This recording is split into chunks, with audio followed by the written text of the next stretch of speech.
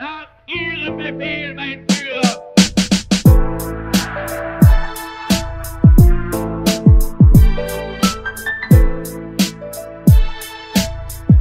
Mesdames et messieurs, vous le savez, l'actualité reste dominée par le processus de paix que mène la République démocratique du Congo, que ce soit au niveau interne comme externe. Il s'agira aussi de cela. On parlera de la jeunesse, la place de la jeunesse dans la politique de la République démocratique du Congo. Comment la jeunesse peut-elle jouer un rôle pour que le Congo puisse enfin retrouver sa place de choix? On parlera d'une plateforme politique qui n'est pas nouvelle, qui s'est déjà engagée pendant longtemps dans la classe politique. Ce qu'elle est, qu'est-ce qu'elle fait, qu'est-ce qu'elle compte apporter. On parlera d'un projet et d'une personne qui sera porteuse, qui porte ce projet pendant quelques années déjà.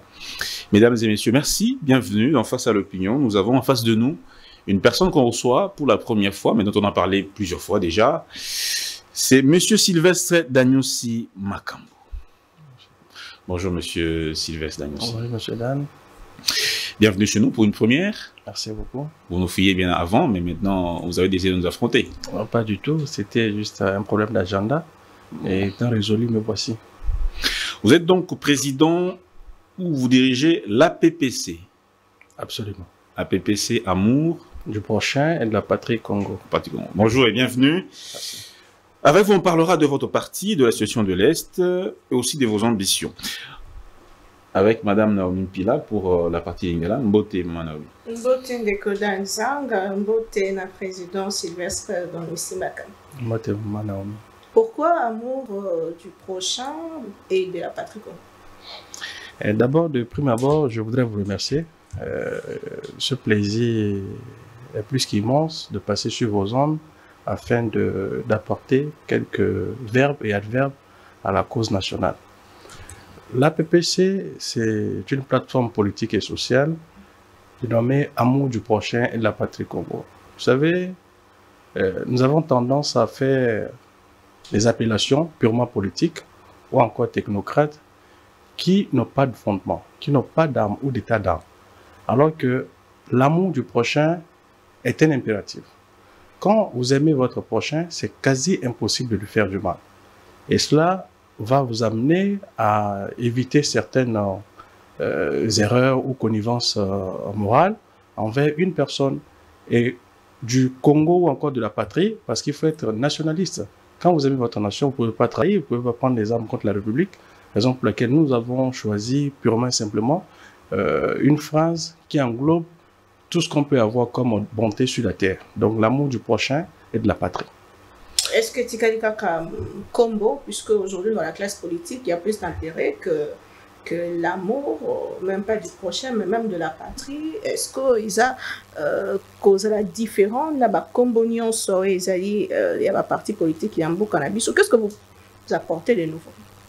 Bon, vous savez, je viens de dire que l'APPC est une plateforme politique et sociale, alors que la quasi-totalité des plateformes sont souvent politiques. Et quand vous entendez social, c'est-à-dire que nous avons des programmes, nous avons des projets que nous mettons en place pour le peuple, afin que la population puisse, tant soit peu, bénéficier des actions que nous pouvons mettre en place. Alors, amour du prochain de la patrie Congo, comment déclinez-vous cet amour-là? Cet amour se matérialise comment? À travers d'abord les projets. Parce que nous avons le mot et les actions. Vous savez, au sein de la PPC, nous avons mis en place 3 grandes réformes. Pour ne pas dire projet, le transport, qui est palpable et visible à Kinshasa et au niveau du Kwilu, où les populations prennent nos bus, qui ne coûtent pas cher comparé aux autres bus, et qui ont un confort exceptionnel, et aussi une assurance en ce qui concerne la qualité. Et ça fait déjà une différence entre les autres partis ou le groupement, quoi que ce soit. Maintenant, sur le secteur de la santé, nous sommes en train de travailler sur les pharmacies du peuple. Ces pharmacies que vous verrez d'ici peu qui auront les produits les plus bas en termes de prix que possible en démocratie du Congo, mais en meilleure qualité. Et aussi au niveau des zones rurales, nous pensons à des hôpitaux de fortune ou encore qui pourront au moins résoudre quelques problèmes ou quelques fléaux qui gangrènent nos populations au niveau rural. Donc, dans le secteur de l'agriculture, parce que là, ça fait déjà 2, c'est le 3e, l'agriculture, nous pensons à ce que nous puissions produire suffisamment pour nourrir nos concitoyens. Vous savez, aujourd'hui, plusieurs commerçants ou encore entrepreneurs apportent des vivres venant de l'extérieur. Il faudrait payer des frais de taxes, le dédouanement et tout, et ça fait en sorte que nous puissions payer très cher nos produits. Alors que nous avons plus de 80 millions de terres rares pouvons produire et consommer. Et telle est notre vision dans le secteur agricole. Et quand vous voyez, vous associez tout cela, il faudrait avoir l'amour du prochain et de la patrie pour pouvoir amener de tels grands projets. Donc nous pensons au social à travers l'alimentation, l'agriculture, la santé et le transport, qui est, je pense, l'élément déclencheur même de la stabilité économique ou encore du développement durable de notre nation. Tous noté que vous avez soutenir vision à Tata Mokambi Ekolo, na makambo modèle ozo saïla makambo, na nyaza na simano. Est-ce que vous avez bisungi moko uta na gouvernement congolais na ba œuvre nyoso do ça? Bon, d'abord le gouvernement, le pays étant fils du pays est déjà un plus pour nous. Et les tests qui régissent notre République nous permettent à ce que nous puissions fonctionner. Mais en ce qui concerne les moyens, nous nous battons avec les moyens de bord et ce sont des moyens privés. Donc cela ne vient pas d'une subvention du gouvernement ou bien de qui que ce soit. Je suis là, je travaille avec ce que nous avons et puis nous soutenons la vision du chef de l'État. Il y a plus de 1000 partis politiques dans notre pays. Oui. La plupart des partis, on va le dire, militent pour avoir le pouvoir, s'enrichir et parfois ne rien laisser. Absolument. C'est quoi votre particularité, vous, à PPC? Qu'est-ce que vous apportez de plus que les autres partis qui sont déjà là? D'abord, nous avons fait le contraire. Ces 1000 partis, nous avons déjà commencé par aller de l'autre côté de la route, c'est-à-dire que nous avons pris le sens inverse. Pourquoi? Ces partis que vous venez de citer ont tendance à arriver au pouvoir avant même de présenter un projet. Et pire encore, d'autres n'ont même pas de programme. Lors des élections, vous voyez, ils donnent des pôles et autres, il n'y a pas un programme. Alors que nous avons commencé par un programme, un projet, et même qui, aujourd'hui, est palpable aux yeux du peuple congolais. Ceci sous-entend que si nous arrivons au pouvoir, nous allons accentuer le projet qui est en cours et le généraliser pour toute la République. Donc ça fait déjà une différence avec les autres partis. Nous avons commencé avec des programmes, avec des projets, alors que nous ne sommes pas au gouvernement.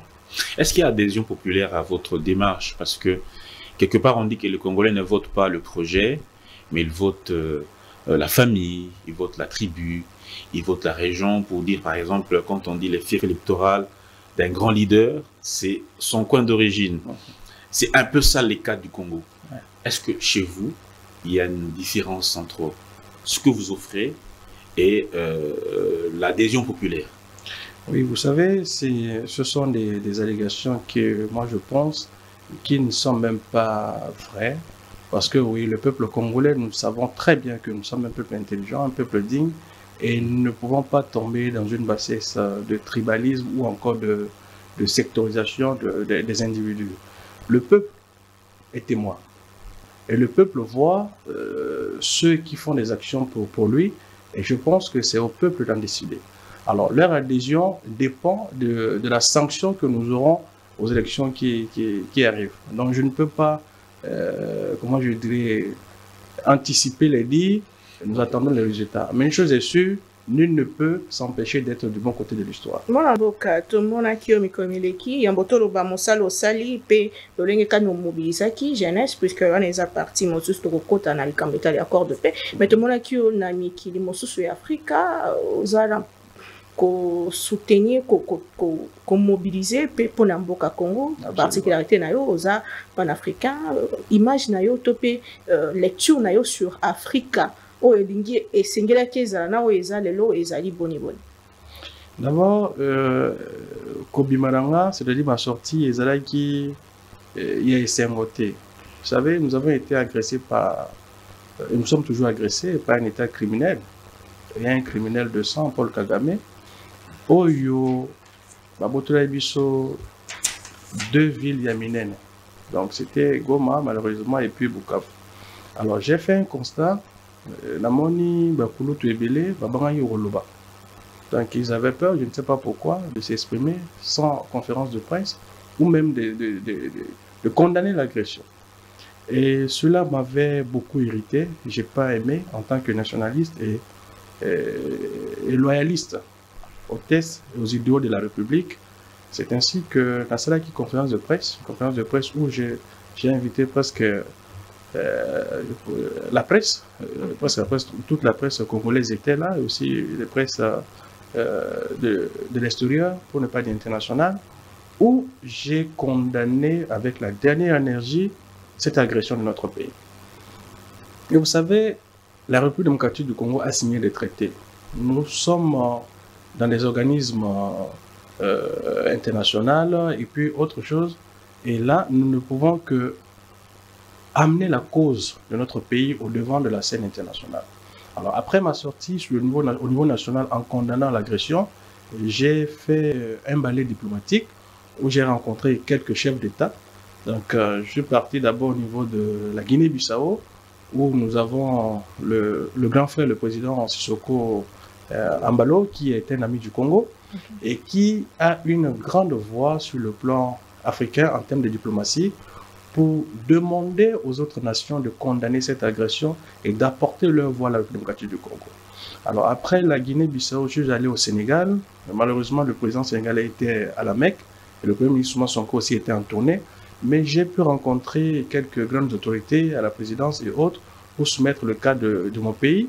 Et ils m'ont soutenu à ce que je puisse organiser une conférence à l'université pour parler et aussi expliquer aux jeunes Sénégalais, à la jeunesse africaine, pourquoi nous devons soutenir la RDC et pourquoi est-ce que nous devons expliquer et puis populariser cette agression afin que l'Afrique, la jeunesse africaine puisse se désolidariser de ce criminel de Paul Kagame et aussi condamner avec la dernière énergie et fermeté tout ce qui se passe à l'est de notre pays.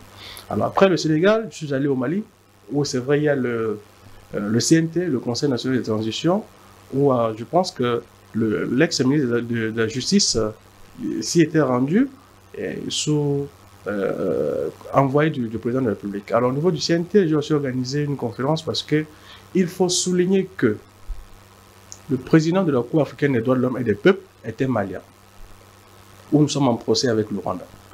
Alors c'était un impératif pour moi de passer par le Mali et d'expliquer aux autorités maliennes, au président du Conseil national de transition du Mali et d'autres étudiants ou encore d'autres personnalités, les causes de ma venue au Mali, qui n'était autre que une conférence à l'université et puis demander le soutien du peuple malien au niveau des instances du monde afin qu'on puisse soutenir la RDC contre le Rwanda.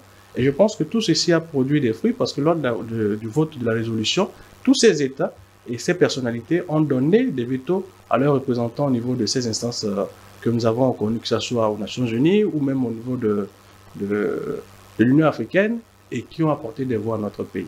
Donc c'était ça l'objectif de ma sortie.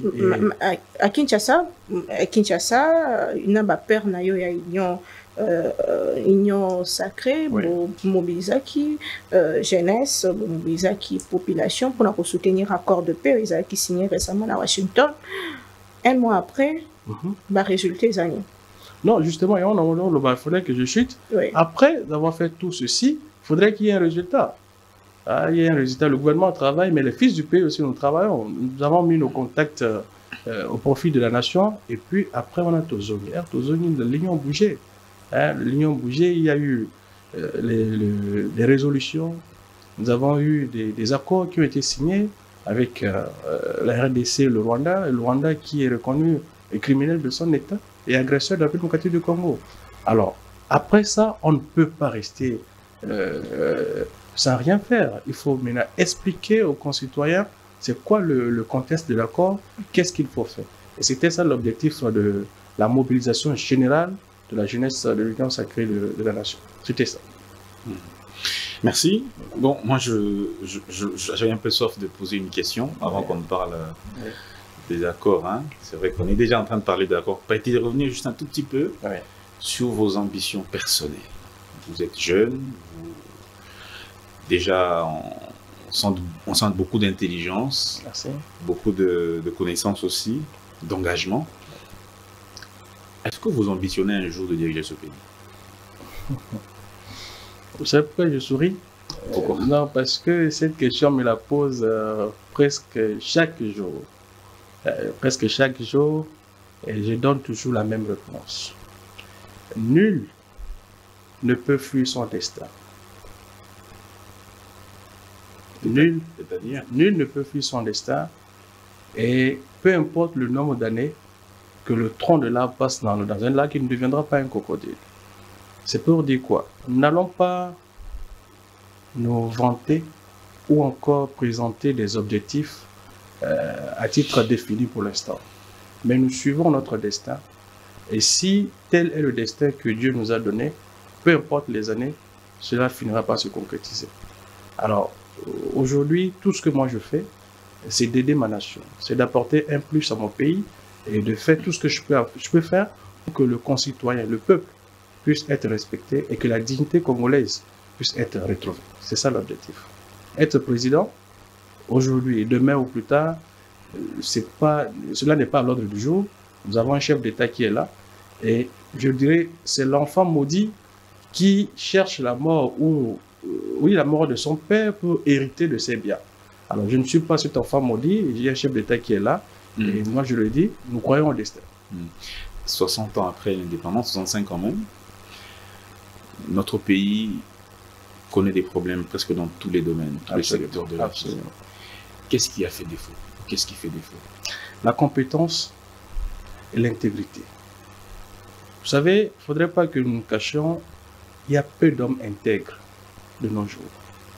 Et même dans l'Union sacrée. Surtout dans l'Union sacrée. Bon, je dis de nos jours partout. Vous savez, faut pas. Moi, je ne veux pas contester ou bien contester vos propos en choisissant un camp. L'Union sacrée, ce sont des hommes.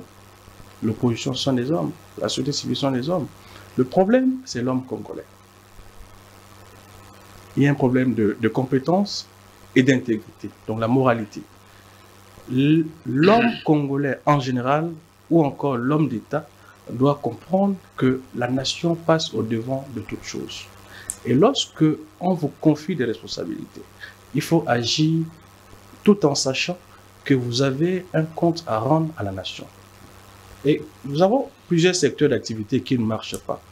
Mais monsieur Dan, je vous dirais que pour moi, j'ai du mal à comprendre que ce petit Congo, croyez-moi, je vous le dis en toute sincérité, quand je dis petit, c'est en termes de créativité. Pour moi, le Congo est un petit village. Qu'avec 2, 3, 4 réformes, nous allons apporter de l'émergence et un développement exceptionnel. Combien d'années? Un minimum combien d'années? Moi, je peux ressentir déjà le changement. En une année.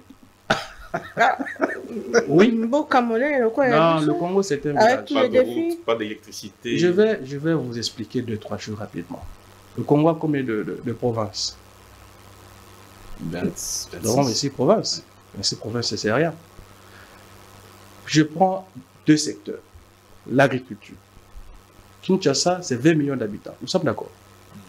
Kinshasa est même pas habité à 30%. Est-ce que vous savez? Ok.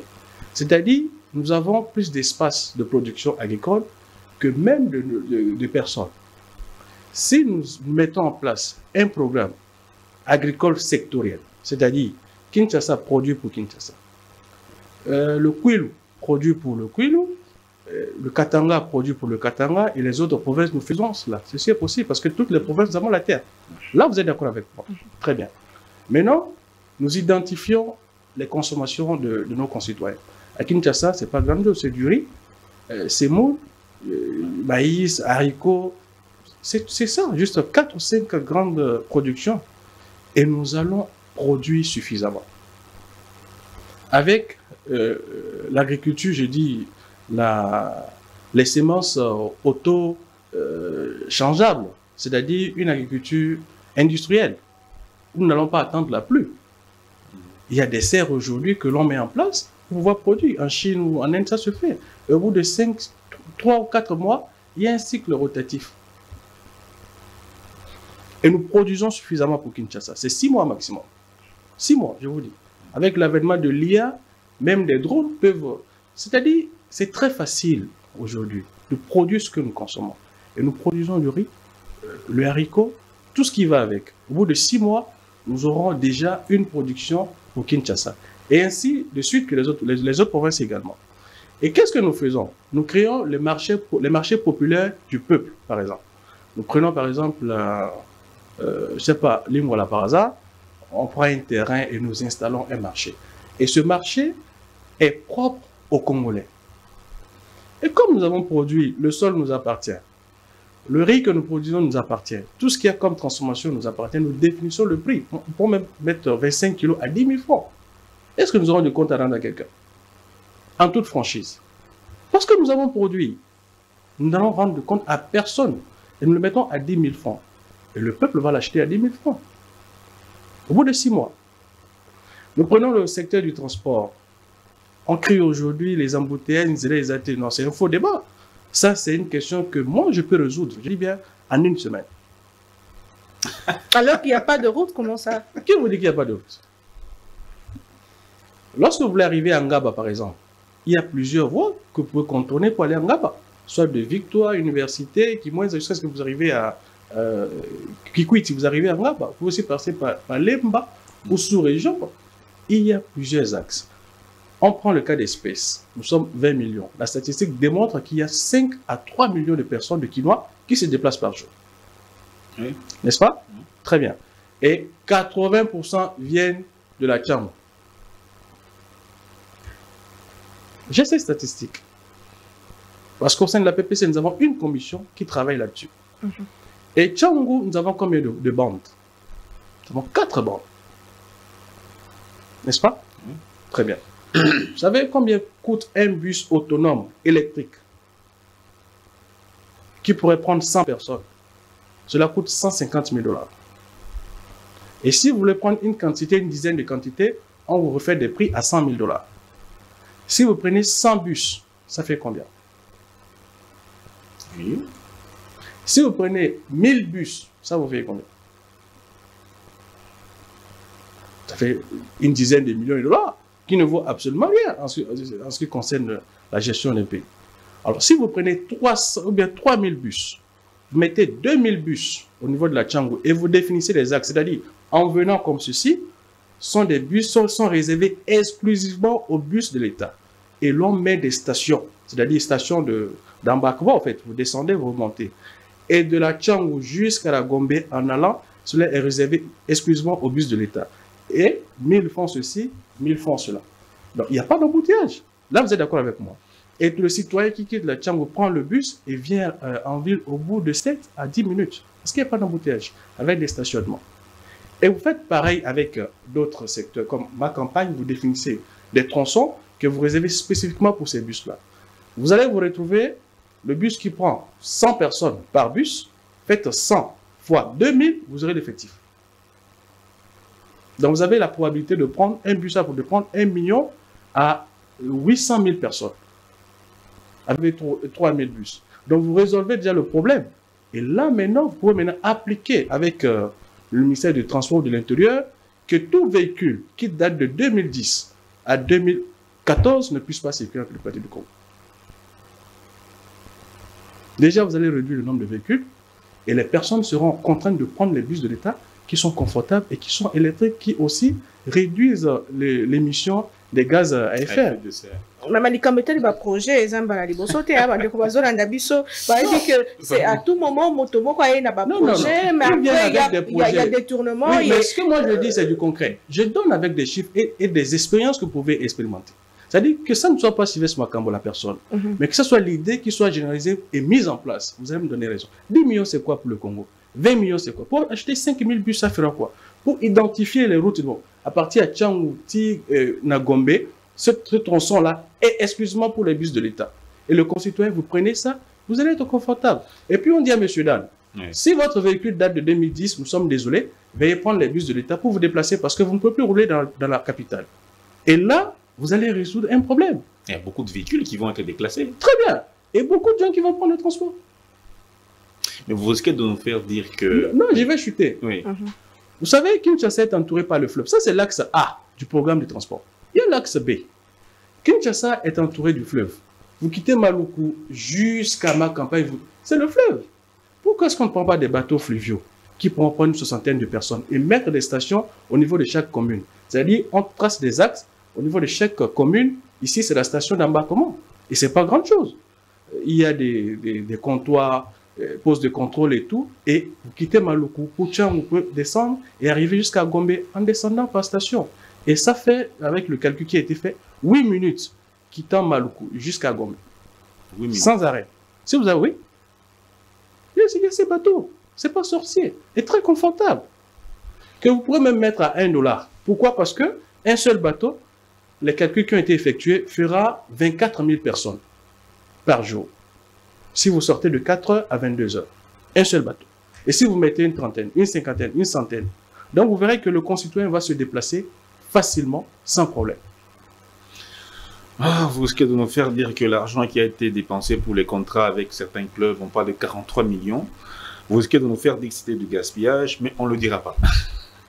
Mais c'est vous qui le dites. Et si Kamoko, Likambo Etali jeunesse, parce que Ndekoda Narobi Ozali, Lingue a rappelé en plusieurs fois, na remaniement Ezali Koya, Batobe, Bazal Kolobake, ministère de la jeunesse et Seigneur Balongolango pour Tissiko et apporter le Kamalongati. Bon, Ezali pensait à Batou. Ezali on m'a bêté. C'est tout à fait bien, toi, Kanissa, APSAP et Yanaï, mais est-ce que c'est réfléchi? C'est ça la question. Vous savez, moi, ça me fait très mal que l'on essaye de mettre la jeunesse dans un secteur et de le considérer comme un département. La jeunesse est dans tout ce qu'il y a comme secteur. Bisso Bilingue, aujourd'hui, nous sommes 70% de la population congolaise. Donc, c'est-à-dire, si nous nous levons en disant, bon, ok, nous prenons des décisions drastiques, je vous assure que le pays ne fonctionnera pas. Donc, ce n'est pas une question de jeunesse ou de ministère de la jeunesse, non. Il faut reconnaître la place de la jeunesse congolaise dans tous les secteurs. Les jeunes ont déçu aussi. On parle des cas, de beaucoup de cas des jeunes à qui on a donné responsabilité, mais qui ont déçu. Est-ce que la jeunesse devrait être un critère pour offrir ou octroyer une responsabilité à quelqu'un, ou ça devait être la compétence? C'est aussi ça le débat. Mais d'ailleurs, allons sur la jurisprudence. L'indépendance dont nous parlons aujourd'hui vient de qui? Est-ce que tous les jeunes sont compétents pour qu'on leur fasse confiance nécessairement? Maintenant, là, c'est la personne. Parce que Lumumba était jeune. Poutine s'est sacrifié pour la République. Mobutu, qui prend le pouvoir, avec quel âge? Le seul, n'est-ce pas, qui, jusqu'à aujourd'hui, est incontestablement l'homme d'État que tout le monde a dit, Léon Kengoadondo, était procuré à quel âge? Très jeune, même Joseph Kabila aussi était très jeune. Bon, Joseph Kabila, président de la République. Joseph Kabila, président de la République, cela, je ne le compte pas trop, parce qu'être président, on considère que vous avez plusieurs atouts qui pourront vous aider à bien fonctionner. Mais il y a des postes distincts, donc Lumumba, Léon Kengoadondo, ou encore Désiré Mobutu à l'époque. Alors, pourquoi est-ce que je dis ça? La compétence n'est pas une question d'âge, ou encore de jeunesse ou de vieillesse. Mais c'est d'abord reconnaître la place de la jeunesse. Et cette place, jusqu'à aujourd'hui, nous pensons qu'elle n'est pas encore reconnue à sa juste valeur. L'on ne peut pas nous sectoriser. C'est nous mettre dans le département que, voilà, bon, ministère de la jeunesse. Non, non, non. Il faut amener la jeunesse dans tout ce qu'il y a comme secteur. Il faut amener la jeunesse au renouvellement de la classe politique. Il faut amener la jeunesse à la chose publique. Et même, au-delà de cela, confier la jeunesse, pourquoi pas dans des ambassades, pourquoi pas comme des représentants du pays à l'ONU ou dans d'autres institutions internationales.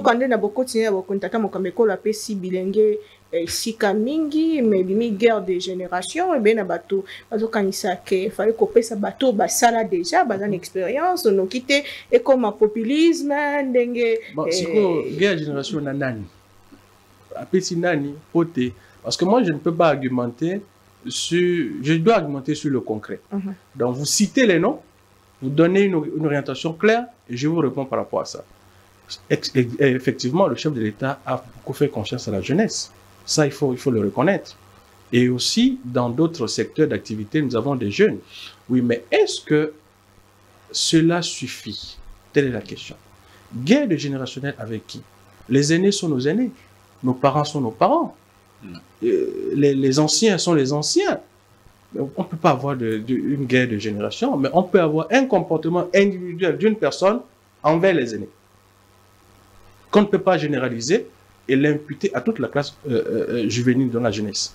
Si monsieur a été d'une malpolitesse, cela n'engage que lui, pas la jeunesse. Moi, je vous dis, j'ai un très bon rapport avec tous les vieux que vous connaissez. Je dis bien, un très bon rapport. Besoin inspiré, Non, pas m'inspirer, mais je les respecte beaucoup parce qu'ils ont servi la République. Et ce sont nos aînés. Nous sommes des Africains, nous sommes des Bantous. Le Bantou reconnaît d'abord et respecte ses aînés. Que vous soyez en accord ou en désaccord, vous ne pouvez pas enlever le fait qu'il soit votre aîné. Maintenant, le comportement, pour exprimer un désaccord, cela requiert de la sagesse et de l'éducation personnelle. Donc, ne prenez pas le cas d'un seul jeune qui s'est mal comporté et le généralisez avec tous les autres jeunes. Est-ce que vous êtes pour ceux qui pensent qu'il faut renouveler la classe politique? C'est une évidence, parce que toute nation doit être renouvelée. Même moi qui suis ici aujourd'hui, dans 20 ans, je ne serai plus là. Si dans 20 ans, 30 ans, vous me voyez en politique, vous pouvez me dire, mais monsieur Sylvestre, qu'est-ce que vous faites encore là? Parce qu'il doit y avoir une nouvelle classe qui doit émerger et que ça doit être générationnel. Votre père vous met au monde, vous grandissez, vous le remplacez, ainsi de suite. C'est un cycle. Donc, il n'est même pas question de cibler des têtes. Non, c'est une question de nation, de pérenniser notre État. Donc, il faudrait qu'il y ait un renouvellement de la classe politique pour que le Congo puisse demeurer le Congo, même après 2000, je ne sais quoi. Puisque nous parlons du changement, et Bolimbi Sindekodan, Tata Mukambi Kolo, Nanzela ya ba source belé, bazako talisaka, et sengeliko, mema gouvernement ya sika, et cause à la resserrer, puis cause à la ouverture, on a ba plateforme politique, notamment opposition, puis bon, on a bongo, comment est-ce que aux alliés Kotanga déjà, aux alliés qui n'a 54 ministres, est-ce qu'il faut aller quitter sa nombre, bâtir sa nombre, ou chercher expertise, même un peu un changement dans le cannabis, surtout en cette période? D'abord, il faut souligner que le président de la République est l'homme le plus informé de la démocratie du Congo et qui connaît la compétence de ses collaborateurs lorsqu'il reconnaît qu'il faut un remaniement, c'est qu'il a eu à détecter des incompétents notoires. Et ça, il faut l'avouer. Et la chose publique que gère le chef de l'État est pour le bien-être du peuple. Et s'il constate que dans le gouvernement, il y a des gens qui n'ont pas rendu le service à la nation, c'est tout à fait normal que Bachabamon Libana. Ça ne fait aucun débat, il n'y a même pas de polémique là-dessus. Maintenant, le gouvernement, la taille du gouvernement dépend des défis que le gouvernement devrait relever, par exemple. Moi, je pense que le président a bien réfléchi en demandant qu'il y ait resserrement parce qu'il y a des ministères qui ne servent à rien du tout. Je sais qu'ils ne vont pas apprécier, mais je dirais la vérité parce que la vérité doit être entendue par le peuple. Prenons dans quel pays du monde vous avez déjà entendu le ministère de l'Agriculture à part et le ministère de la Pêche à part? Où? Nous pouvons comprendre que c'était des stratégies purement politiques pour satisfaire d'autres personnes. Mais aujourd'hui, il faut ramener la chose publique de façon propre. Donc, le ministère de l'Agriculture et de la Pêche doit être rassemblé. Sous d'autres cieux, vous verrez la jeunesse et le sport. C'est un même ministère et un seul budget. Pourquoi est-ce qu'il faut scinder pour pouvoir dilapider les ressources du public? Alors, c'est une très bonne initiative. Je ne sais pas qui l'a inspiré, mais je pense que ça ne peut qu'être Dieu, afin qu'il puisse réduire d'abord le gouvernement et qu'il y ait ouverture. Est-ce que la taille du gouvernement impacte sur la performance d'un gouvernement? Oui, moi je le dirais parce que j'ai fait un travail, ça c'est un travail personnel, une estimation en termes de secteur, et je pense qu'avec 26 ministres, le pays pourrait se développer. Ça, c'est ce que ça me concerne. 26 ministres. 26 ministres. Quels sont les ministres qu'il faut supprimer, les ministères qu'il faut supprimer? Quels sont les ministères qu'il faut... Bon, je ne vais pas tout citer, parce que je pense que d'abord, l'économie, la finance et le budget, c'est un seul ministère. Économie, finance, budget. C'est un seul ministère. Okay. Parce que le ministre des Finances doit être capable de savoir et de maîtriser l'économie du pays, de planifier le budget et de décaisser les fonds. Si l'autre, c'est un cheval... Pouvoir Makasité, c'est ça. Vous voyez, bah, problème ni na simenda kunabino pour te ozo solution. Il faut connaître l'économie du pays. Il faut savoir maîtriser l'économie et planifier un budget en fonction de ce que vous savez et maintenant décaisser des fonds. C'est tout à fait normal, c'est naturel, il n'y a même pas de débat là-dessus. Et ça, c'est un point essentiel pour avoir une meilleure gestion de la République. Ça, c'est très important. Oui. D'autres secteurs, comme je dis, la jeunesse, le sport et culture et art, je pense que seront sérieux. On peut le mettre dans On un... peut, oui. Mais déjà, il a un problème avec ses alliés, l'Union sacrée, c'est... Cette histoire de quotas. Non, Il a autant de députés. Écoutez, voilà. écoutez. Le chef de l'État est lié peut-être. La Constitution est respectée, n'est-ce pas? C'est-à-dire qu'il faut consensus pour avoir un Premier ministre. C'est ce que dit la Constitution, nous sommes d'accord. Oui. Mais vous dites, donnez-moi l'article qui sous-entend que parce que je suis président du parti ou parce que je suis allé du président de mettre le gouvernement. Ça n'existe pas. Ce sont des rumeurs qui ont émergé. Pas de rumeurs, des consensus entre, Non, des rumeurs qui ont émergé. partenaires politiques. Oui, des rumeurs qui ont émergé et qui ont pris corps sous forme de vérité. Mais en réalité, c'est faux. Mais le chef de l'État n'est-il pas lié à cela? Par rapport à quoi? C'est-à-dire que tu as des alliés qui sont là, qui t'ont aidé à battre campagne, tu as Oui. été élu, et que tu publies un gouvernement, certains de tes alliés ont des membres dans le gouvernement et les autres n'ont pas des... Est-ce que tu ne les envoies pas être opposants?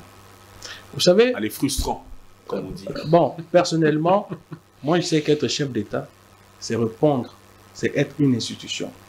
Faisons la différence entre la personne du président et l'institution président de la République.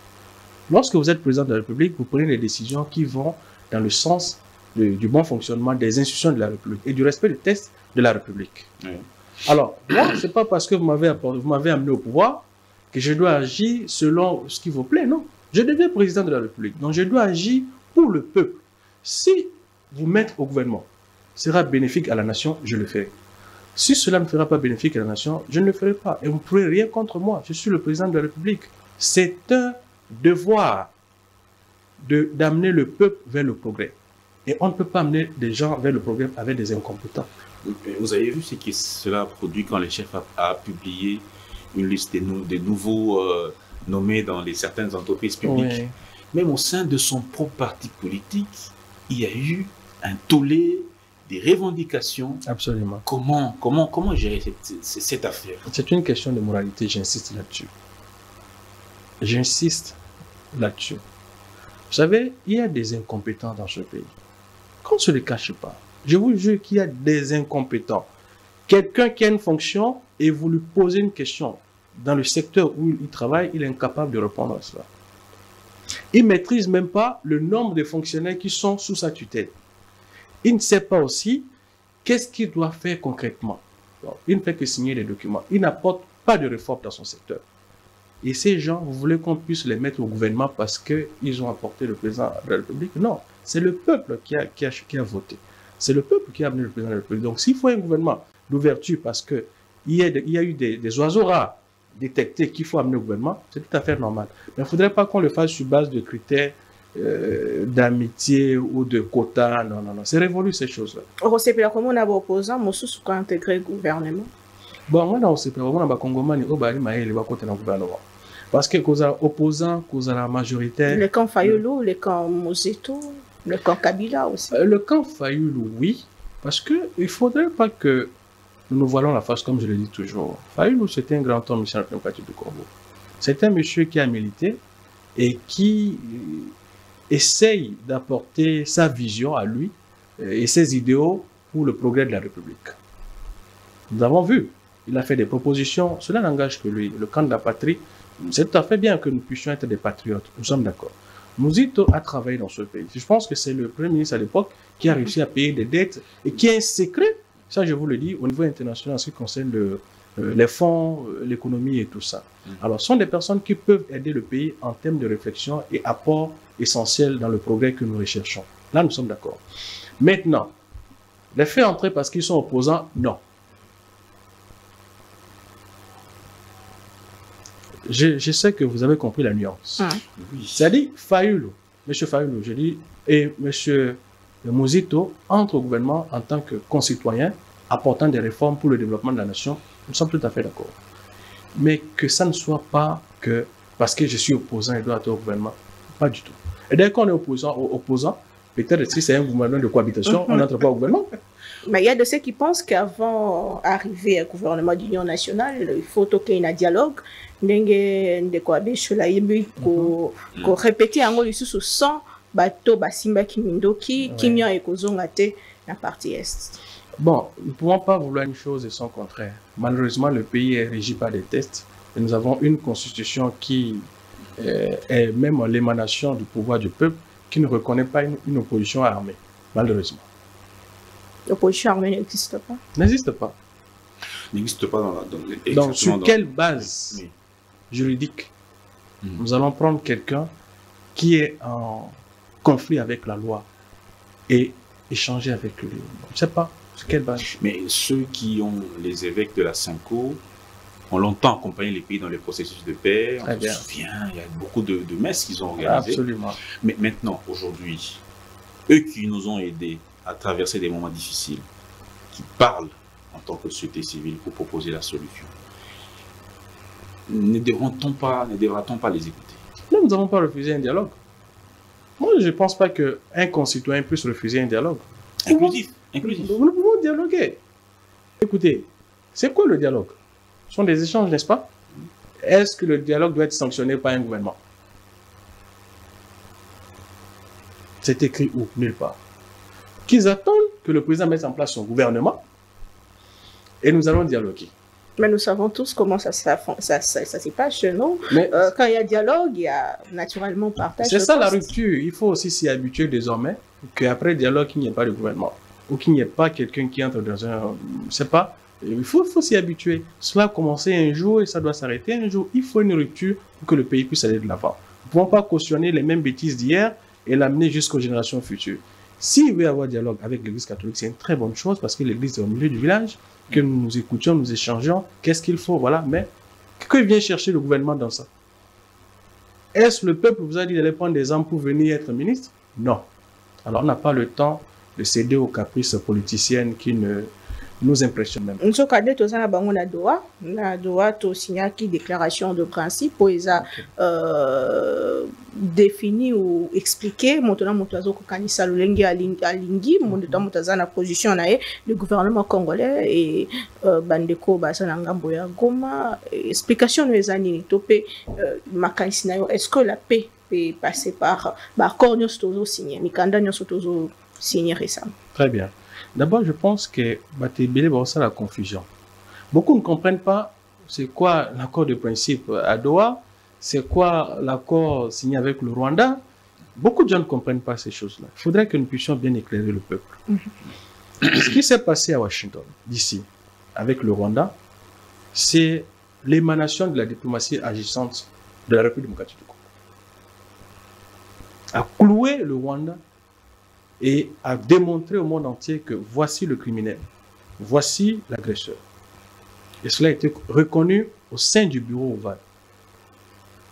Et sous cette diplomatie, nous avons signé les accords pour que le voyou ne vienne plus voler. C'est-à-dire le Rwanda ne vienne plus tuer, massacrer en RDC. Et ça, aux yeux du monde entier. C'est que vous êtes d'accord là-dessus. C'est ce qui s'est passé. Pour que la paix puisse revenir. Comment? Que le Rwanda ne vienne plus agresser. Parce que nous savons que le Rwanda, c'est le Rwanda. Tout le monde le sait. Maintenant, le processus de Doha n'a pas commencé à Doha. C'était en Angola. La question des groupes armés. Et après, c'est parti à Nairobi. N'est-ce pas? Et aujourd'hui, à Nairobi, nous sommes à Doha. C'est le même processus. Donc, ce qui est en train de se passer à Doha, c'est de signer un accord avec les groupes armés non étatiques. Il n'y a pas que le M23 qui est un groupe armé. Et maintenant, c'est quoi? C'est leur retrait, leur cantonnement et leur démobilisation. Et nous avons un programme qui est là pour ça, le PDDRCS qui est là et qui résout déjà le problème. Maintenant, la question est de savoir si les accords au niveau de Doha vont apporter la paix à la République démocratique du Congo. Je vous dirais absolument oui. Pourquoi? Parce qu'il s'agit de définir le cadre de retrait des belligérants, de ceux qui tuent les gens, de définir comment est-ce qu'ils vont se retirer, où est-ce qu'ils iront après les retraits et comment les démobiliser. Alors, si une force négative est anéantie, naturellement la paix revient. Alors que même Bazo reconnaître que retrait Nabango, ils ont défini par la déclaration de principe signée à Doha. Vous savez, prenons les soubassements juridiques. Nous écrivons les accords, les textes qui restent et qui sont signés. Voilà. Dès que cela est signé, tout ce que vous pouvez râler, dire plus tard n'a plus d'importance. Nous parlons des États. Et le pays, la République démocratique du Congo, est un État sérieux. Nous ne sommes pas dans des discours oratoires, mais nous sommes sur le fait. Si nous constatons que ce qui a été signé n'est pas respecté, le pays usera de tous ses moyens pour faire respecter les lois de la République. Mais on va quand même revenir sur cette affaire. Cette guerre, ça fait 30 ans qu'elle est là. Oui. On a l'impression qu'elle est toujours d'actualité depuis 1994. Absolument. Alors, M. Sylvestre Dagnon ce matin, il y a eu des accords signés dans le passé avec l'ancien président Kabila. Et le prévenu, si vous en prie. Vraiment. Parce qu'il est devant la haute cour militaire. Vraiment. Mais Bongoli, quand même, Cambonais était cause à l'ancien président, au président honoraire. Oui, mais pour l'heure, il n'a pas ce titre. Il est un prévenu. Et le dossier est en cours. Donc, il faudrait utiliser les thèmes qui conviennent en fonction du temps que nous traversons. D'accord. Parlons du prévenu Kabila. Merci beaucoup. Alors, comme vous le dites, qu'est-ce qui nous garantit que cette fois-ci, ça sera les bons accords qu'on signe? Ce qu'on a signé en 2013, ce qu'on a signé en 2009. Qu'est-ce qui garantit que ce sont les bons accords? Mais c'est très simple. Vous savez, le chef d'orchestre, le maestro, qui créait tout ça, a été démystifié malheureusement, heureusement. Donc c'était un gros serpent en double tête où nous avons Paul Kagame Cobra et l'autre, le prévenu Kabila, Vipère. Et les deux fonctionnaient ensemble. Et l'autre disait, allez, tu envoies les troupes là-bas, ici moi je sors des accords, et puis on fait un brassage initial. C'est ce qui s'est passé. Vous pouvez imaginer, cher frère, monsieur Dan, qu'un président de la République, chef de l'État, de son État, est agressé par un groupe de rebelles qui font incursion et qui violent les tests du pays. Et ces gens restent dans des kilomètres là, et sur base de rien du tout, vous vous levez un matin, ok, bon, il n'y a pas de problème, vous avez combien d'hommes là-bas? Non, nous avons 15 000 là-bas. Et vous? Nous avons 7 000. Amenez là, on le fait entrer dans l'armée congolaise. Toi, vous avez quel grade là-bas? Non, j'étais général 5 étoiles. Ok, général, il faut commander la région du Kivu. Et toi, non, j'étais capitaine. Ok, toi, tu viens à la présidence. Qu'on soit sérieux. Est-ce qu'un président ne peut faire ça? Il ne peut pas faire ça. Mais comme c'était une comédie, hein, où il y avait le chef d'orchestre qui orchestrait ce qu'il pouvait orchestrer, et il y avait ses pantins, les valets locaux, les vassals du mal au Congo, ils jouaient la comédie. Raison pour laquelle vous avez vu que le pays a tourné en rond dans une errance pendant plus de 30 ça ans. fait depuis 2022 que ces gens ont pris les armes. Non, je vais chuter. Oui. Et en 2019, il y a un fils du pays qui arrive au pouvoir. Et qui constate, avec le secret d'État, que voilà, c'est ce type qui est l'investigateur de tous les mâles qui rongent la République. Met en place une stratégie diplomatique que personne n'a vu venir. Personne n'a vu venir. Et lorsqu'il est arrivé au sommet de son art, cela a explosé. Et les commanditaires ont compris que nous sommes démasqués. Qu'est-ce qu'il faut faire? Il faut attaquer réellement maintenant de front. C'est ainsi qu'ils ont pris des valets locaux, des vassals, à l'égard de Nanga et autres. On les met devant, mais les vrais criminels sont derrière. Monsieur Sylvestre Dagnon Simakambo. Oui, monsieur Dan. Comment cette guerre peut s'arrêter définitivement? Non, la guerre déjà est en cours d'arrêt, parce que ce qui était mystique est démystifié. Nous connaissons l'agresseur, nous connaissons les complices, nous connaissons les traîtres des armes. Et aujourd'hui, nous sommes dans un processus. Nous sommes à la Cour africaine des droits de l'homme au niveau de la justice. C'est que la décision sera rendue au mois de septembre. Au niveau de Washington, les États-Unis d'Amérique ont reconnu que la RDC avait purement et simplement raison. Nous avons signé des accords de paix avec les belligérants. Nous sommes à Doha pour régler la question des groupes non armés, des groupes armés non étatiques, pour savoir comment est-ce que nous allons régler le problème, le cantonnement, les armements et autres choses. Et maintenant, Après ce processus, nous passons à un autre cap. La signature des accords miniers avec les États-Unis d'Amérique, qui viendront investir des milliards de dollars en République démocratique du Congo pour le bon fonctionnement et le bon développement de notre nation. Maintenant, si après la signature des accords de Washington, celui de Doha, le cantonnement, et nous signons les accords, et vous pensez que, après tout ce qu'il y a comme gage juridique du droit international, et tout ce qu'on peut avoir comme traité que nous avons, nous aurons encore des médiocres qui viendront attaquer le pays, je vous assure que ça ne sera plus de nos airs. Que savez-vous de l'exploitation minière qui adviendra après la signature de cet accord avec les États-Unis? On a suivi nos opposants dénoncer le fait que c'est un accord qui vient brader... Qui n'ont même pas vu, qui n'existe pas. Le bradage des ressources naturelles de la RDC.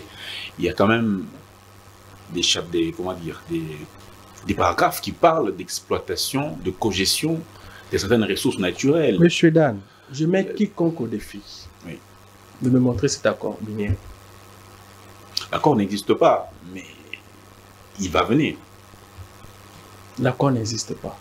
Et comment un homme sérieux, qui se dit politique, de surcroît défendeur du peuple, qui parle au nom de la nation, peut argumenter sur des textes qu'il n'a pas vus? C'est comme si je vous disais, bon, monsieur Dan, dans 5 ans, je vais vous donner 5 milliards de dollars. Et madame Normie vous dit, donc, vous allez me donner combien? Vous dites, je vous donnerai 2 millions. Et vous commencez à vous chamailler pour une somme que vous n'avez pas vue. C'est ce qui se passe. Et c'est pour ça qu'on ne peut pas prendre ces gens au sérieux. Vous voyez même que leur esprit refuse même de comprendre la quintessence d'un état de droit. Et c'est grave. Quand on parle au nom du peuple, on ne fait pas du charabia. Mais l'opinion est que Tata Mokambeko a teki mboka. Il y a un outil au loba, à côté Kanini. Parce que document est alité. Attendons voir la proposition de cet accord minier et discuter. Et ça sera au devant de la scène. Tout le monde verra. Personne n'est aveugle. Donc nous allons lire et comprendre. Si cela n'est pas d'accord, je pense que c'est l'article 213 de la Constitution qui dit que le gouvernement signe les accords et l'Assemblée nationale ratifie. Alors, si l'Assemblée nationale, le gouvernement signe un accord qui n'est pas l'émanation du peuple, qu'est l'Assemblée nationale, ça ne sera pas ratifié. Pourquoi est-ce qu'il s'agite? La démarche ya kozongisa kimia tant ozobeta lisolo ke kimeza en cours ya kozonga pour bandeko baza na Goma na Bukavu bazozela kimia izonga solo mais lobité likambo ya ba FDLR au Congo indimi ko neutraliser. D'abord il faut que la nouvelle génération puisse avoir un peu de cours d'histoire. Ces FDLR dont nous parlons sont entrés au Congo comment? Est-ce que vous voyez venir à côté du Congo? C'est Kagame qui a bombardé l'avion d'Abirimana. C'est-à-dire l'avion du président de la République. Lui, Kagame, ce monsieur a été criminel depuis très longtemps. Hein, et il est en train de je pense que c'est son apogée. C'est-à-dire il bombarde l'avion d'un chef d'État et cela provoque un génocide. Génocide, pardon. Et les Hutus se sont rebellés. Vous avez tué notre président et c'était une guerre farouche au Rwanda à Kigali. Ou même les DSP ont intervenu à l'époque. Et maintenant, Kagame arrive au pouvoir. C'est-à-dire l'autre ethnie arrive au pouvoir et commence une purge de l'ethnie du président de la République qui a été abattu. Et c'est ainsi que les Nations Unies demandent au maréchal à l'époque Mobutu l'autorisation d'ouverture des frontières pour que les peuples rwandais opprimés puissent entrer et puis cantonner pour un temps en République démocratique du Congo. Et le Premier ministre de l'or, Kengo, même dans ses mémoires, a dit qu'il a refusé. Kengo a refusé et l'instruction était venue du maréchal. Parce qu'il voulait accueillir ses troupes sur le sol congolais. Et c'est comme ça que, voilà, ces gens entrent avec des armes, tout ce qui pouvait rentrer en terre congolaise. Nous parlons de quelle année, s'il vous plaît? Il y a plus de 20 ans. Quel militaire, je vous conjure, peut être physiquement fort, détenir des armes depuis ces années jusqu'à aujourd'hui et ne vieillit pas? Donc nous ne refusons pas qu'il y ait eu l'entrée des FDLR parce que cela est connu, parce qu'il y a eu ce couloir humanitaire que la RDC, le Zaïre à l'époque, a octroyé pour que ces réfugiés puissent entrer au Congo. Nous sommes d'accord. Maintenant, que ce groupe puisse être actif sur notre sol, c'est un faux débat. C'est faux parce qu'aucun militaire ne peut suivre pendant 20 ans avec des armes. Et comment est-ce qu'ils vont Les a solotés, mais... Quand nous avons signé au bureau Val. C'est là que j'ai fait l'historique. Mm. C'est-à-dire que tout le monde sait que à une certaine période, ces gens sont entrés au Congo. Et ça n'a pas été fait en catimini, il y a les archives qui sont là. Nous avons vu des Rwandais entrer en RDC avec des armes, des femmes, des enfants. Oui, parce qu'ils étaient opprimés, il y avait le génocide. Le sanguinaire de Kagame faisait une répression terrible dans son pays. Et cela a fait en sorte que le pays, le Congo, puisse créer des zones de réfugiés et les cantonner là-bas. Et tout le monde a vu. Et nous n'avons pas vu le retour de ces gens au Rwanda. Donc, c'est tout à fait légitime et normal que le Rwanda, selon leur pensée, je ne sais pas qui les conseille, puisse croire qu'un homme de 30 ans, qui a vécu 20 ans, qui a aujourd'hui 50 ans, avec des armes de la Seconde Guerre mondiale, puisse être actif et l'attaquer en 2025-2026. Et comme la République est un pays sérieux, un gouvernement sérieux, nous sommes d'accord. Nous avons autant de personnes qui sont entrées depuis les années X, mais qui ne sont pas rentrées, les voici, mais ils ne sont pas actifs. Et nous allons voir dans l'accord, il est aussi prévu le rapatriement de ces gens. Donc, il n'y a pas de quoi faire couler d'encre. Nous sommes sérieux, nous reconnaissons qu'ils sont entrés à un moment donné, mais aujourd'hui, ils ne sont pas actifs. Ouais. Alors, monsieur Sylvestre Daniel Makambo, il y a aussi le volet, on va dire, on a parlé de l'exploitation des ressources naturelles, mais il y a aussi le volet de l'armée ougandaise qui est sous le territoire congolais. On apprend qu'ils occupent une part importante de l'Ituri là-bas. Le chef d'état-major fait beaucoup de déclarations en défaveur de notre pays. Comment devrait se comporter la RDC vis-à-vis de l'Ouganda? Bon, vous savez, d'abord, ils n'occupent pas. Ce sont des opérations conjointes. Donc, aucune force ougandaise n'occupe aucun territoire démocratique du Congo. Ce sont des opérations militaires et que nous pouvons aussi effectuer avec d'autres nations, comme l'Angola, avec qui nous partageons des frontières. Et si cela s'avère nécessaire pour la stabilité de la région, nous pouvons le faire. Parce qu'il faut comprendre que la RDC fait partie des Grands Lacs, la région des Grands Lacs. Et pour des régions stratégiques, il advient que nous puissions avoir des opérations conjointes avec d'autres pays, que ce soit l'Ouganda ou encore d'autres nations. Ça, ce n'est pas un problème. Maintenant, les déclarations qui sont attribuées au fils de Museveni sont souvent sur des tweets, n'est-ce pas? Oui. Et que lui-même dément parfois ne pas être l'auteur ou encore le propriétaire. Donc, il y a une ambiguïté là-dessus. Moi, je vais répondre, le jour où je vais le voir, organiser une conférence de presse et puis prononcer des paroles belliqueuses à l'égard de mon État. Donc, selon le rapport des Nations Unies, pour l'heure, je ne peux pas argumenter sur des écrits dont l'authenticité même du compte est réfutée par la personne à qui nous le confirmons. Selon le rapport des Nations Unies, Ouganda est sa complice, topé yango pe ezali parmi eza ko soutenir la rébellion en Burkina-Faso. Oui, selon le rapport il y a les Nations Unies, ça c'est vrai.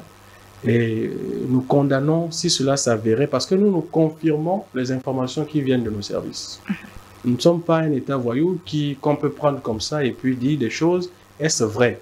Ça, nous devons avoir la confirmation de notre État.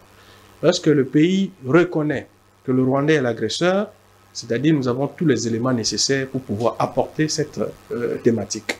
En ce qui concerne l'Ouganda, c'est vrai que les services travaillent, le pays travaille. Si nous arrivons à avoir les preuves nécessaires de ces affirmations, ne vous inquiétez pas, la nation va les brandir au devant de la scène politique et internationale. Là, il n'y a pas simplement le seul problème.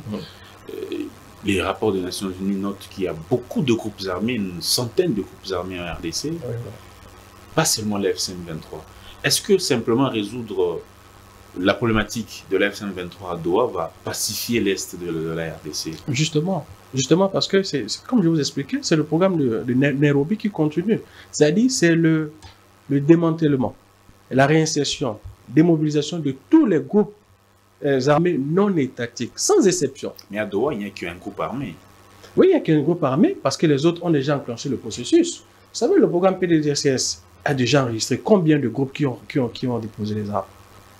Mais c'est le plus belliqueux qui est le M23, le FCM23. Kigali. Donc, ce sont eux que nous sommes en train de voir, puisqu'ils ont la plus importante personne ressource sur notre sol. Donc, ce sont des contingents à 5 à 8 000 personnes sur le sol congolais. Donc, il faudrait définir si nous avons 8 000 armes, qu'est-ce qu'il faut faire avec? Donc, il faut les mettre où?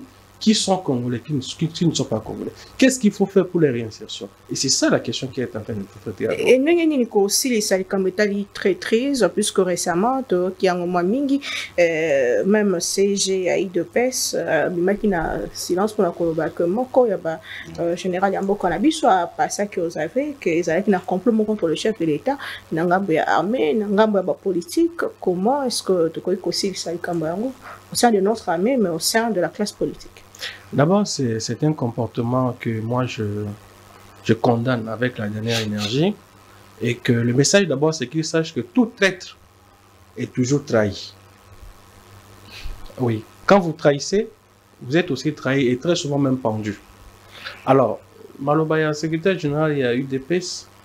Moi, je n'ai pas auditionné le général en question. Je n'ai pas accès au dossier. Parce qu'au Congo, nous avons la séparation des pouvoirs. Nous avons le pouvoir judiciaire, le pouvoir exécutif, le pouvoir législatif et tous les autres pouvoirs que vous savez. Alors, je ne suis pas compétent pour avoir accès au dossier et confirmer réellement en tant que personne ou personnalité politique que le général ou tel est dans le dossier. Je n'ai pas cette compétence parce que je n'ai pas les éléments du dossier. Maintenant, si le secrétaire général de l'EPS a d'autres casquettes, peut-être plus judiciaires, qui a accès au dossier, ça je ne sais pas. Mais une chose est sûre, la classe politique congolaise n'a pas une bonne réputation. Ça, nous le savons tous. Elle est toujours traitée de traître, de suivre le courant du pouvoir, faire ceci, faire cela. Là, ce sont les opinions qui concernent les gens. C'est tout à fait légitime. Mais en ce qui me concerne, en ma personne, je sais que je ne pourrai jamais être un traître. Et je ne serai jamais traître dans ma vie. Et les traîtres ne sont pas faits pour être congolais. Parce que la nation congolaise, la terre que nous avons héritée, c'est la terre des grands noms, comme Simon Kimbangu, Patrice Emery Lumumba ou encore Laurent Désiré Kabila. Donc, étant des précurseurs, des gens qui ont porté ce fardeau du Congo et laissé des héritages que nous connaissons tous, être un traître n'est pas fait pour en tout cas, un ancien président de la République, il a mis la justice militaire pour la complicité présumée dans le groupe rebelle. Bazali Kosambisae, votre réaction? D'abord, c'est très bien. Cela montre que l'état de droit est en cours et que nul n'est au-dessus de la loi. Écoutez, qu'on se le dise, soyons sérieux. Vous m'avez combattu, vous avez combattu des gens pendant 18 ans. Donc, vos ennemis jurés, il n'y a pas de contact, c'est la guerre. Et subitement, du jour au lendemain, au moment où vous n'avez même plus d'armée, c'est-à-dire vous êtes anéanti, vous n'avez pas de force, ces gens ont peur de vous. Et bizarrement, sur le territoire que eux ils contrôlent, vous venez vous pavaner vos ennemis d'hier. Vous vous pavanez et ils vous... Écoutez, nul n'est né de la dernière pluie. Qu'on se le dise, il a trahi la nation et il sera jugé comme un traître. Et je pense que, moi je pense que beaucoup bénéficient d'une certaine largesse parce qu'il n'y a pas encore des hommes de principe et d'idéologie mentale que moi j'ai.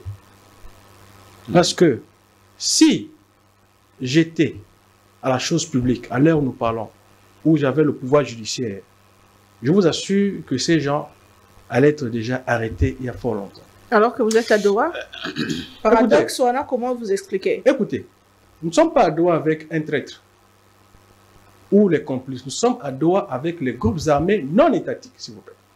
Si il y a complicité d'un citoyen congolais avec ces traîtres, nous allons traquer ces citoyens partout où ils seraient. Et je me répète, c'est parce qu'ils ont la chance d'avoir des gens ou que des personnes comme Sylvestre Makambo ne sont pas encore arrivés à la chose publique. Parce que moi, je sais que j'ai les contacts et j'ai la stratégie pour arrêter n'importe quel Congolais dans n'importe quel pays, peu importe qui le soutient. Est-ce on peut avoir la paix en excluant certains Congolais, tels que Joseph Kabila? Mais écoute, on ne peut pas construire aussi une nation avec les traîtres. Et j'apprends même le prévenu est en Côte d'Ivoire. Raison pour laquelle j'insiste, et je le redis, que cette largesse de se pavaner de pays à pays, c'est parce qu'ils ont encore la chance d'avoir des gens qui peut-être les ont prêtés allégeance dans le passé ou n'ont pas l'agenda nécessaire pour les faire prendre. Donc aujourd'hui, condamner Joseph Kabila résout le problème, résout la crise. Sur deux fronts. Il y a Corneille Nangaa qui est condamné, il y a beaucoup de ceux qui sont là-bas de l'autre côté. Est-ce que les condamnés résolvent la crise? Bon, c'est ce que vous savez, condamner de quelle manière? Par la justice. Oui, mais par la justice, comment? Vous savez, moi, je n'étais pas trop d'accord avec la façon dont les choses apparaissaient dans la presse. Comment ça? Oui. Comment est-ce qu'on peut mettre la tête de quelqu'un en jeu et on publie? On dit qu'on veut lever l'immunité de tel et on fait même des communiqués avant que cette personne puisse intercepter. Moi, ce sont des zones qui m'interceptent et je me demande, est-ce que ces gens avaient réellement l'intention d'arrêter ces gens? Je vous dis, monsieur Dan, si on veut vous faire arrêter, on ne peut pas vous prévenir. Parce qu'une fois qu'on dit, bon, nous mettons autant de montant sur votre tête, croyez-moi, vous allez choisir là où vous pouvez vous cacher pour qu'on ne vienne pas vous chercher. Donc, il n'avait pas vraiment l'intention. C'est possible qu'il n'ait pas l'intention de l'arrêter? Bon, je ne dis pas ça, mais peut-être la manière n'a pas été bien faite. Vous voyez? Parce que l'on peut même demander, pourquoi est-ce que nous avons la coopération bilatérale? Ou pourquoi est-ce que nous avons le ministère des Affaires étrangères ou des échanges avec d'autres États sur des questions de sécurité? C'est pour régler des situations qui peuvent ne pas être vues du commun des mortels, mais que le pays résout. Kabila était en Afrique du Sud. Nanga et autres vont à Nairobi au Kenya. Ils sont reçus dans d'autres États. Mais pourquoi est-ce que le pays que nous avons, la République démocratique du Congo, n'a pas utilisé la stratégie purement et simplement de nos tests pour pouvoir les cueillir? Où est-ce que c'est écrit qu'il faut sortir le communiqué dans la presse ou faire des... Écoutez, ça ne se fait pas. Ndeko Sylvestre dans aussi makambo lelo na justice a bongo la makambo na justice où ils ont déjà malade ou ils ont risqué bouffer donc voilà et ça écoutez. Ndeko Constant Mutamba. Constant Mutamba a fait son temps, n'est-ce pas? Constant Mutamba a amené son traitement à lui, mais c'était pas la bonne ordonnance médicale. Ah bon? Oui. Vous savez, cette maladie de la justice, moi je souris toujours parce que c'est un petit problème. Oh là là. Comment le résoudre? Très bien. Je vais vous amener à une petite réflexion. Le phénomène, ces enfants en conflit avec la loi, j'aime pas citer pour ne pas faire leur apologie. Vous savez que nos lois ont un problème pour les situer. On ne sait pas, est-ce qu'ils sont des terroristes? Est-ce qu'ils sont des bandits? La loi a un problème. Pour d'abord définir la nature infractionnelle de ces personnes. Ça, c'est un. De deux, nous avons plusieurs cours des tribunaux en République démocratique du Congo. De tel à tel autre, oui. Mais si nous constatons qu'il y a un problème qui persiste, créons une autre cour spéciale. Moi, j'ai un programme, j'ai travaillé là-dessus, qu'on appelle la CRIEB. La Cour des infractions de répression économique et du banditisme. Et cette cour sera une cour spéciale qui traitera de tout ce que vous avez comme question économique et des infractions qui émergent, comme la cybercriminalité. Nous n'avons pas une loi. Comme, je dirais, ces enfants qui prennent des machettes. Où est-ce que nous les situons? L'IGF fait des rapports. Mais après le rapport, il faut une cour spéciale. Et cette cour spéciale, par un président spécial, un procureur de la République spéciale près de la CRIEB, qui est compétent en ce qui concerne le banditisme, les crimes économiques et tout ce qui va avec, même le bruit sonore, tout ce que nous avons. Vous allez voir que la justice va se vêtir d'une nouvelle ordre. Et vous verrez qu'il y aura du travail qui sera fait dans ce domaine.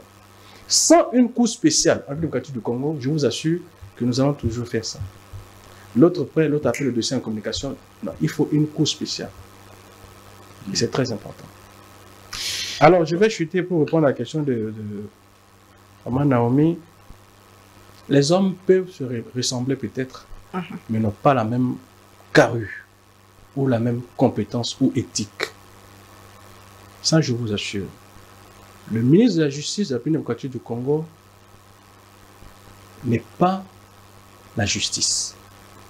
Cependant, la déontologie de travail du ministre de la Justice peut définir les règles de la justice en République démocratique du Congo. Et quand le cas que vous venez de citer, qui est un cas qui nous fait très mal parce que c'est un jeune comme nous, je compatis ce qui est en train de l'arriver parce qu'il ne faut jamais se réjouir du malheur des autres. Je pense que c'est un cas qui vient encore et une fois affermir nos idéaux en ce qui concerne la loyauté des tests de la République et l'intégrité de ce que nous avons comme la République du Congo. Donc il faut faire les choses dans le respect de l'art pour que vous ne puissiez pas tomber dans ce que vous êtes en train d'insinuer. Donc un personnage comme moi, à n'importe quel ministère, je vous assure que même la nation sera fière. Pas pour ma personne, mais pour l'éthique, la déontologie du travail qui sera constatée par le peuple. C'est la fin de l'émission. Quel est le message que vous lancez au peuple congolais d'abord, mais au président de la République?